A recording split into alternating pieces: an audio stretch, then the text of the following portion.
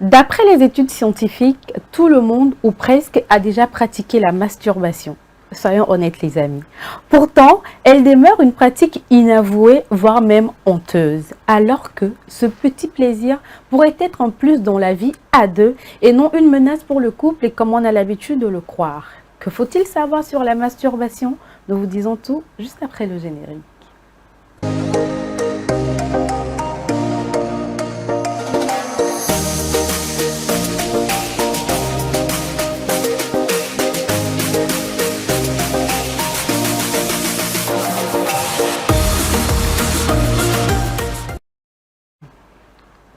Bonjour et bienvenue dans votre émission d'éducation sexuelle sans tabou et sans complexe. Vous l'avez compris, ce soir, nous parlons de la masturbation.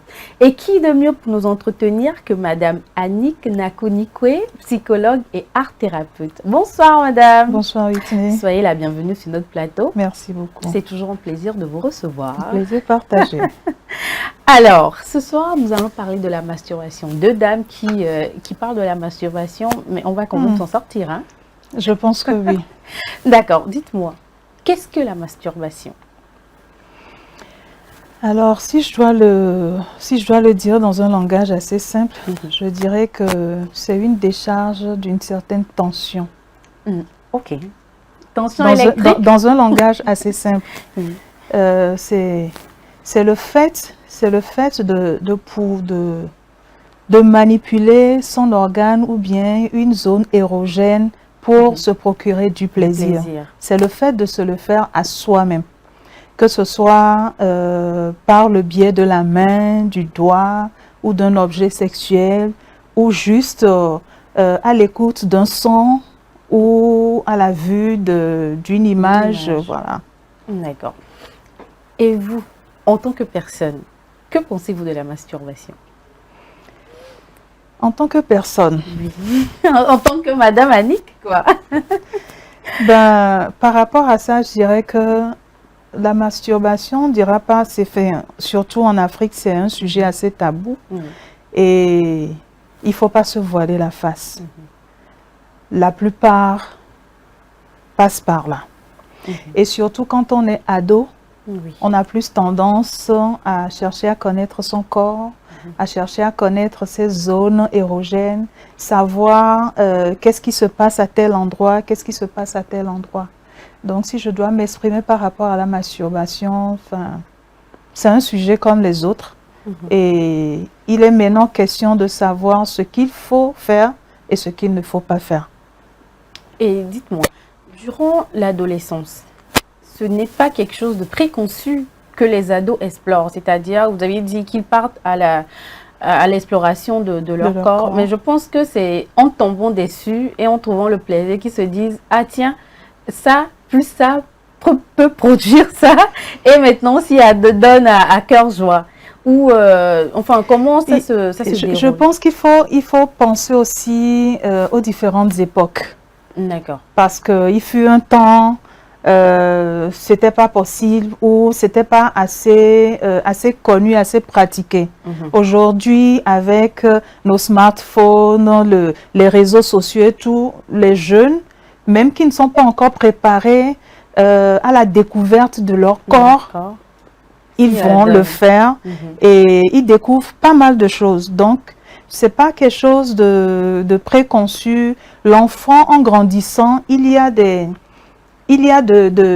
ces envies qui s'éveillent en eux et par la suite, ils s'en vont faire les recherches. Et ces plaisirs-là naissent bien malgré eux, ce n'est pas quelque chose qu'ils commandent. Mais non, surtout au niveau des hommes, des jeunes garçons, au petit matin, ne serait-ce qu'au niveau de l'enfance. Les deux petits garçons qui s'en vont uriner, ils font ce petit challenge pour voir qui va lancer le plus loin possible.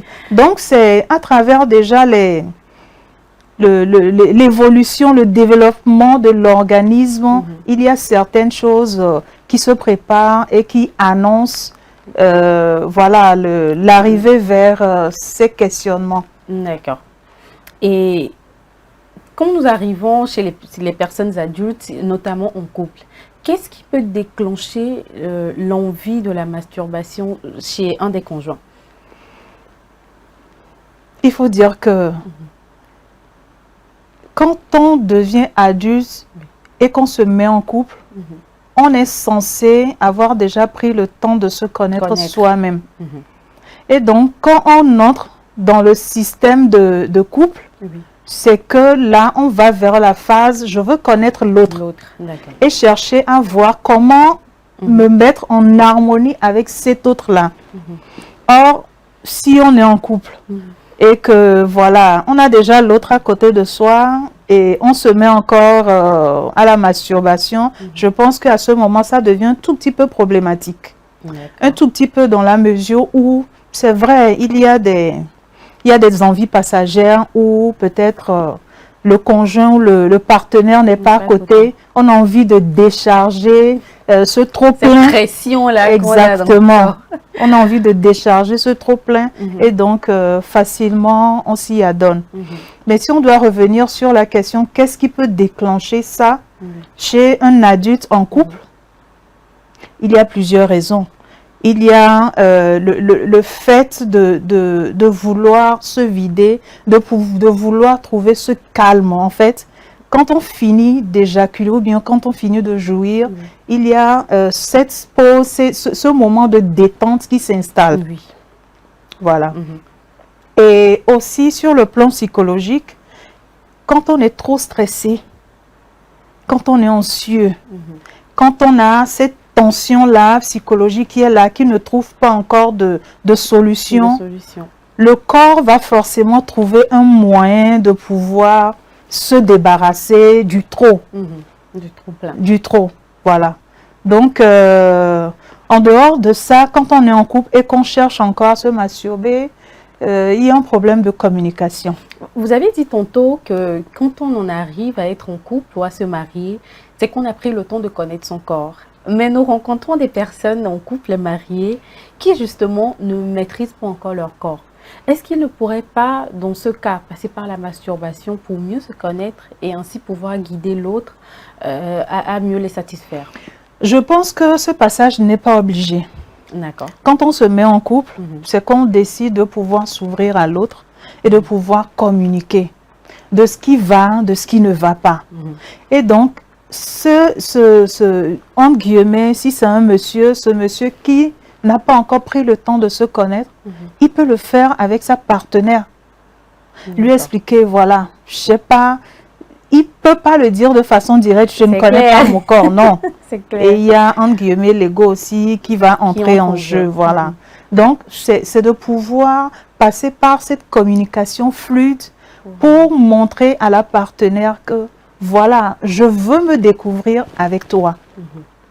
Et si la partenaire elle est plus expérimentée, elle jouera ce rôle-là de mentor, voilà, de celle qui pourra lui tenir la main, qui pourra l'accompagner dans certaines, ne serait-ce que certaines positions, certaines compréhensions du sujet. Et là, ils partent, ils vivront leur couple avec beaucoup d'harmonie. C'est la communication. Qui pourra, d'accord.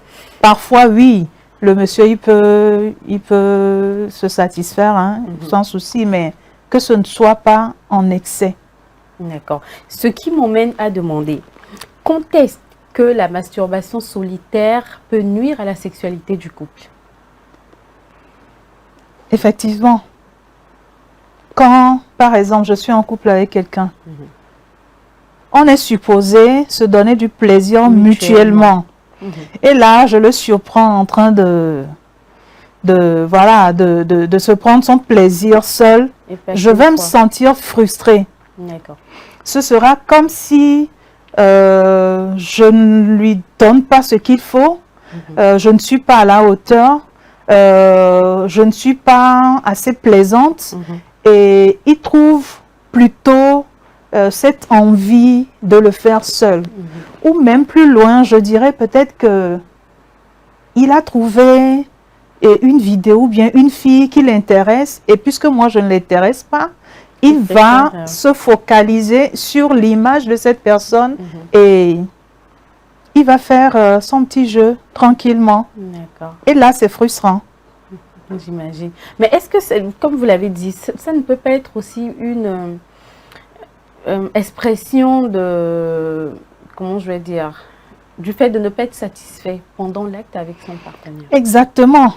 Exactement. Quand le monsieur ou la dame ne se sent pas satisfait avec son conjoint, sa conjointe, il n'a pas envie, il ou elle n'a pas envie de l'exprimer. C'est là où la communication devient importante. Quand on communique sur tout et sur rien du tout, même les petits détails qui vont sembler pas trop importants vont trouver des approches de solutions. D'accord. Je ne sais pas si j'ai répondu. Oui, mais en attendant qu'on instaure cette communication qui nous permet de mieux nous comprendre, de mieux nous entendre, est-ce que ce ne serait pas un moyen de se libérer pour au moins faire sortir cette pression, la frustration? Tout à fait. Tout à fait. Mais est-il que le faire souvent et que l'autre soit au courant que ça se pratique de façon solitaire? Souvent, l'autre n'est pas au courant. Justement, quand on est en couple et arrive un moment quand il n'y a pas de relation, de rapport sexuel fréquent dans le couple. Or, en l'épousant, tu sais que telle personne, elle aime le sexe. D'accord. C'est pourquoi je parle de connaissance de soi que de l'autre. Quand tu connais la personne, tu sais que mon conjoint ou ma partenaire, elle a telle fréquence pour les rapports. Et que ça a commencé très bien. À un moment donné, il n'y a plus de ça. Il n'y a plus rien du tout. On se pose des questions. Et en ce moment, il peut arriver qu'on surprenne l'autre en train de se masturber. D'accord. Et si d'aventure, pendant la phase de l'adolescence et autres, l'un des partenaires y est devenu accro et ne trouve que son plaisir par la masturbation, par exemple. Dans ce cas de figure, cette personne, quand elle se met en couple, est-ce que l'autre partenaire doit toujours le voir comme signe d'insatisfaction ou comprendre que c'est par là, c'est le chemin par lequel l'autre doit passer pour atteindre la jouissance? Là, on entre dans une phase d'acceptation de l'autre. D'accord. Parce que si le sujet, l'adulte, a toujours eu ce moment de masturbation avant de se mettre en couple et qu'il continue par le faire, ça devient en guillemets problématique. Dans la mesure où l'autre aussi ne peut pas se taire et se dire, bon, cette personne aime faire ça comme ça, donc je la laisse continuer comme ça, mais non. Mais la question qu'il faut se poser, c'est de savoir, est-ce que moi, j'en souffre? D'accord. Est-ce que cette personne, cet adulte-là qui le pratique, est-ce que cet adulte en réalité en souffre ou c'est juste un moyen de se libérer? Dès qu'il y a une souffrance quelque part, d'un côté ou de l'autre, il faut vraiment s'asseoir et mettre les cartes sur table, en discuter. Et s'il y a lieu de trouver un terrain d'entente, trouver une aide extérieure, il faudra rapidement le faire. D'accord. Donc, vous ne pensez pas que la masturbation peut permettre à tout un chacun de maîtriser son corps avant d'aller vers l'autre? Ça ne peut pas être... Ce n'est pas le chemin obligé, c'est pas obligatoire. Mais il peut y arriver. Si. Comme je l'ai dit, les ados, les jeunes, ils passent souvent par là pour se connaître. Mais quand on commence à entrer dans la phase du couple, du mariage, on rentre dans une toute autre phase.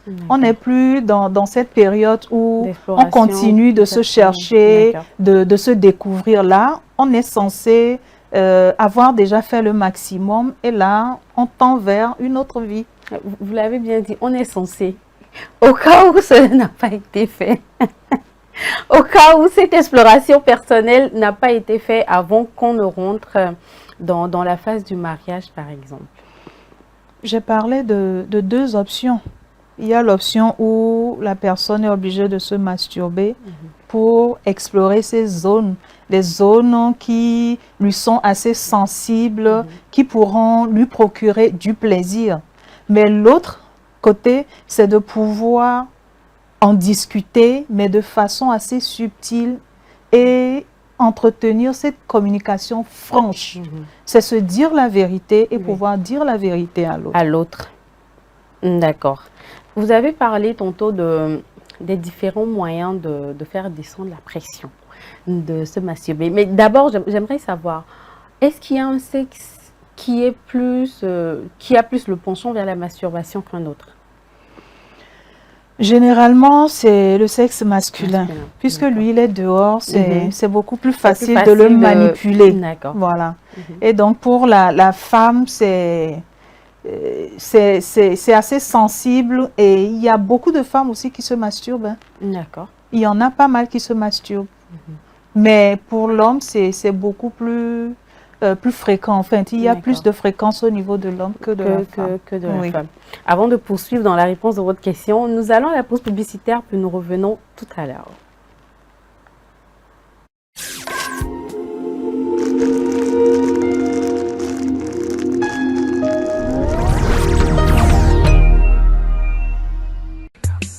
L'amour, c'est des hauts, c'est des bas. Et quand la femme dit non, c'est vraiment non. Mais rien ne vaut un petit cadeau pour raviver la flamme de l'amour. La femme se fait belle et sensuelle pour votre plaisir. Claudia Lingerie, nous disposons de toute une collection de sous-vêtements haut de gamme pour hommes, femmes et enfants à un bon prix. Soyez ceux qui portent des sous-vêtements confortables. Claudia Lingerie, nous sélectionnons pour vous de la lingerie fine de qualité pour sublimer vos soirées. Claudia Lingerie, sur la route d'Agbalépédo, juste à côté du monument Grand Œuf Blanc. Infoline 00228 97 01 03 03 0228 97 01 04 04. Claudia Lingerie, l'élégance a une adresse. Nous sommes de retour pour le Sans Tabou et nous allons continuer avec Madame Annick qui nous disait tantôt que le sexe masculin est le sexe qui va plus vers la masturbation parce que l'engin est déjà dehors. Alors nous allons continuer avec la deuxième partie de la question, à savoir quels sont les outils dont dispose aussi bien le sexe masculin que féminin pour se procurer du plaisir seul. Je pense qu'à l'heure actuelle, il y en a une panoplie. D'accord, que vous nous ferez découvrir. Mais non, ben, que chacun ira découvrir. Vous pouvez nous donner des pistes à explorer quand même? Tapez sur le net, sex toys. Il y en a pas mal. Donc, je disais, la main, elle est déjà là. Le doigt est là. Et il y a les sex toys, les jouets, comme on les appelle. Il y a pas mal de jouets. Et il y a beaucoup qui fantasment aussi sur certaines musiques. Il y a certains sons, certaines musiques sur lesquelles des gens fantasment. Comment cela peut être possible? Oui, déjà, en fait, le fait d'entendre ces musiques emmène le sujet à rêvasser, à imaginer. C'est des musiques avec certaines fréquences, avec certaines vibrations. D'accord.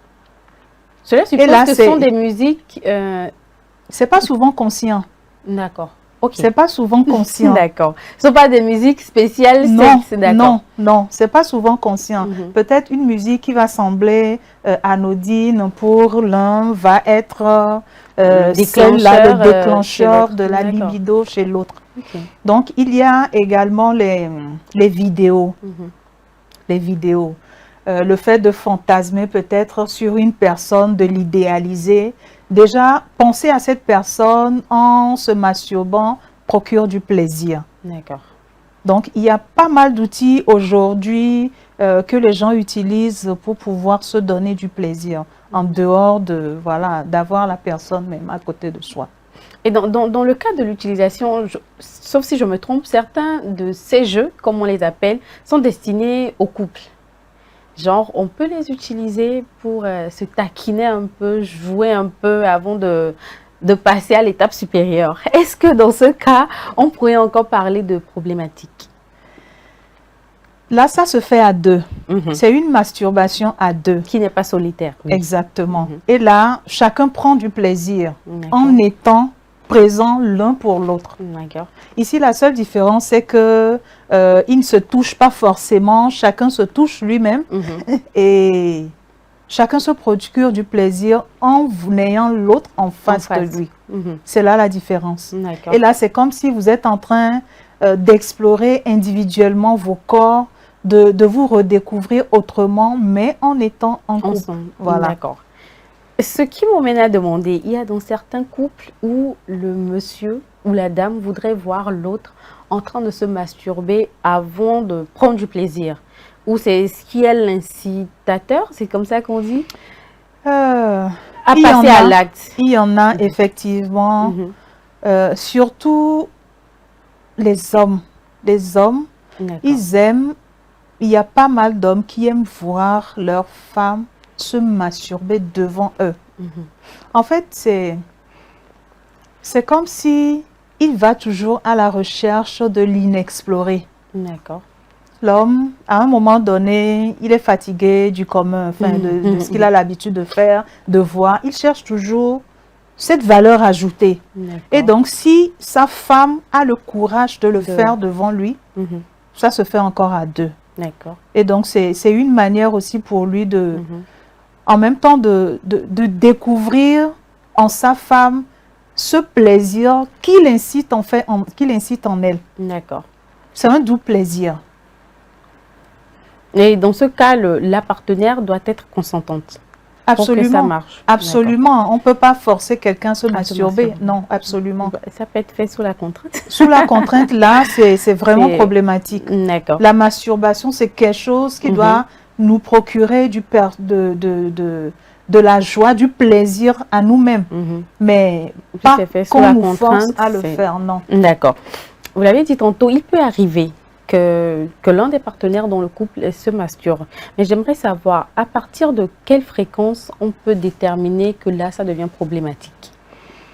Je pense qu'on ne parlera pas de fréquence ici, mais tout est question de la libido de tout un chacun. D'accord. Certains ont une libido assez surdéveloppée et d'autres juste le nécessaire. Et donc, on ne parlera pas de chiffres ici, mais c'est en fonction de comment est-ce que le partenaire se connaît. Enfin, comment est-ce qu'il connaît l'autre. Quand ils se mettent en couple, comment est-ce qu'ils se connaissent. Et donc, partant de là, si on doit donner une idée sur la fréquence, c'est le fait d'avoir toujours sa femme peut-être à côté, coquine, qui a tout en place, qui fait tout le nécessaire, mais qui pourtant ne procure aucun plaisir à l'autre. Là, c'est problématique. La femme, elle est là, elle essaie de le toucher, de le caresser, de toucher toutes ces zones sensibles, mais le monsieur, il ne répond pas. Et après, il s'en va se masturber. Là, c'est problématique. C'est le fait d'avoir le conjoint ou la conjointe à côté qui répond à tous les critères, mais qui ne nous stimule plus. Qui ne nous stimule plus. Quand le partenaire ne nous stimule plus, malgré que tout soit en place, on se pose des questions. Est-ce qu'on est stressé? On est anxieux? Il y a quelle situation à explorer, à faire? Quelle situation est-ce qu'on doit gérer pour pouvoir faire descendre cette pression psychologique-là très forte? D'accord. Ce qui m'emmène à demander, y a-t-il des dangers liés à la pratique de la masturbation? Dangers physiques et psychologiques également? Des dangers, oui. Bon, enfin, les conséquences émanant de oui, il y en a. Comme chaque fois qu'il y a excès, il y a toujours des conséquences qui ne sont pas toujours très bonnes à vivre. Au niveau de la masturbation excessive, on parlera de compulsion. D'accord. Une sexualité compulsive où le sujet n'arrive plus à contrôler cette pulsion. Au fur et à mesure que ça se passe, il devient irritable, il devient hypersensible et par moment, la présence de l'autre ne lui dira rien, même s'il est en couple. D'accord. Donc, il y a des crises de couple qui peuvent commencer à naître comme ça. Et au fur et à mesure, les relations sociales qui commencent à être perturbées, le sujet n'a plus trop envie de se mettre en groupe ou bien de sortir avec les autres. Parce qu'il y a une certaine honte, il y a une certaine culpabilité et il y a même la dépression qui peut en suivre. Donc, c'est des éléments lorsque ça devient assez problématique et que le terrain d'entente ne se trouve pas avec son ou sa partenaire. Il faudra rapidement aller voir un spécialiste pour une thérapie de couple, un sexologue, un médecin. Il faudra que le nœud du problème soit décelé. Et pour certains, la cause, c'est des traumatismes sexuels infantiles. Des gens qui ont été abusés sexuellement pendant l'enfance. Ils ont plus tendance à se découvrir eux-mêmes, ne pas aller vers l'autre. Ce sera comme si, voilà, le fait de m'ouvrir à l'autre, la personne va savoir tout ce qui s'est passé, tout le ressenti. On a peur de s'ouvrir et de s'exposer à l'autre. Et de la même manière, si la sexualité, la première sexualité, elle a été super excellente, on n'a pas envie, c'est comme si c'est une zone assez fermée, qu'on est en train de chouchouter, de caresser, et donc on ne voudra pas l'exposer. D'accord. Et tantôt, nous avions dit que lors de l'adolescence, c'est presque inné de passer par la masturbation. Mais à partir de quand il faut dire stop à cette découverte de soi et se dire maintenant je suis prêt à passer à l'étape suivante qui est de se mettre en couple, de se marier ou autre? Je pense que c'est une question de maturité. D'accord. Maturité dans le sens où il y a certains ados qui déjà à 16 ans, enfin ils ont découvert un peu leur corps. Arrivé à un moment, ils se disent mais non, ça là, ça va pas m'emmener vraiment loin. Je préfère attendre. Et donc, je vais continuer le reste de l'exploration ou bien je me connais déjà assez. Quand je vais me mettre en couple, je verrai ce que je pourrais faire. Et il y en a qui sont également des adultes, mais entre guillemets, qui ne sont pas assez matures. D'accord. Donc, c'est une question de développement physique, de développement mental et surtout de personnalité. D'accord. Il y en a qui sont extravertis, qui peuvent facilement mettre des freins quand il faut, s'aventurer quand il faut. Mais ceux qui sont trop introvertis, ils ont tendance à garder tout pour eux, se mettre dans leur coin. Et pour eux, ce n'est pas vraiment facile d'aller vers l'autre. Et donc, ils se créent tout dans leur petit monde et ils avancent en fonction. D'accord. Mais il faut savoir qu'à un certain âge, continuer par se masturber comme si on était un adolescent est problématique. Et il faudrait demander de l'aide. Absolument. D'accord. Là, je reviens dans le couple, mais qui vivent peut-être dans 2 pays, dans 2 villes, dans 2 continents séparés. Est-ce dans ce cas de figure, on ne pourrait pas faire appel à la masturbation par téléphone ou par communication pour... Ils ont juste à faire des vidéos, enfin, ils font un vidéo call et puis ben, ils se touchent entre eux. C'est comme s'ils ils sont ensemble en train de faire de l'amour. Donc c'est tout le monde qui est disposé à le faire. Non, mais c'est pas tout le monde. C'est pourquoi la communication est toujours la base. D'accord. Mais s'ils sont ensemble et ils ne communiquent pas, par exemple, il est loin, ça fait des mois, il n'est pas rentré ou il ne va pas rentrer pendant au moins avant 2 ans ou 3 ans. Il y a l'envie qui est là. Pendant ce temps, on fait quoi? Pendant ce temps, on fait quoi? Le monsieur, c'est certain que, bon, voilà, il peut facilement se masturber. Et s'il ne veut pas se masturber, il va aller vers. Et donc, c'est aller vers là qui devient encore problématique parce que quand tu vas vers et que je l'apprends, c'est un autre sujet. Non, mais si c'est découvrir encore, ça va. Mais qu'on devient addict à et il faut savoir que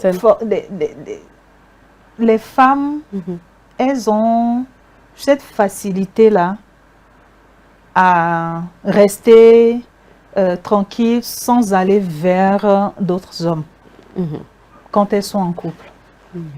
Mais la libido de l'homme est beaucoup plus développée. Enfin, est-ce qu'on va comparer la libido de l'homme et de la femme? Enfin, c'est chacun avec son mécanisme. Sauf que la femme est plus appelée, enfin, elle est plus à même de se contrôler, Exactement. de se retenir. Exactement. Parce que le monsieur, déjà, à 3h ou 4h du matin, quand le petit génie se lève, il n'a pas demandé, mais c'est une réaction physiologique normale. D'accord. Et donc, tous les petits matins, à 3h, 4h, le petit génie qui se lève là-bas, il fait comment?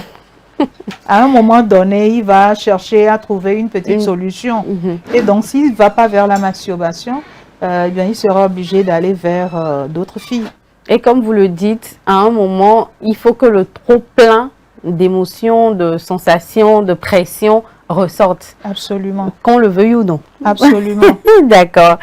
Alors, Madame Annick, quels sont vos conseils pour aider les couples à atteindre l'épanouissement sexuel? Mon premier conseil, c'est la communication. D'accord. C'est la base en fait. Et donc, quand on est en couple, et puis, il n'y a pas lieu de se précipiter pour se mettre en couple. Oui, parce que, voilà, je vois les autres se mettre en couple, je vais le faire aussi. Non. Est-ce qu'on se sent prêt? Est-ce que l'autre est prêt? Discutez-en. D'accord. Parlez de vous. Enfin, toi qui te connais, essaie de te décrire ou bien d'ouvrir un peu cette porte pour que l'autre aussi puisse te découvrir et vice-versa.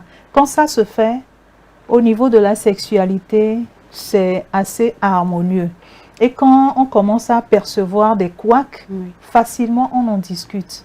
Mais il arrive des moments où le monsieur peut être très absorbé par, voilà, il ne veut pas en parler à sa femme, mais il est très attiré par telle femme ou bien telle situation, de peur d'en parler pour qu'on se dise, ah ouais, tu cherches ailleurs, tu vois mieux, tu penses que si tu penses que ça, pour nous les femmes, c'est assez compliqué.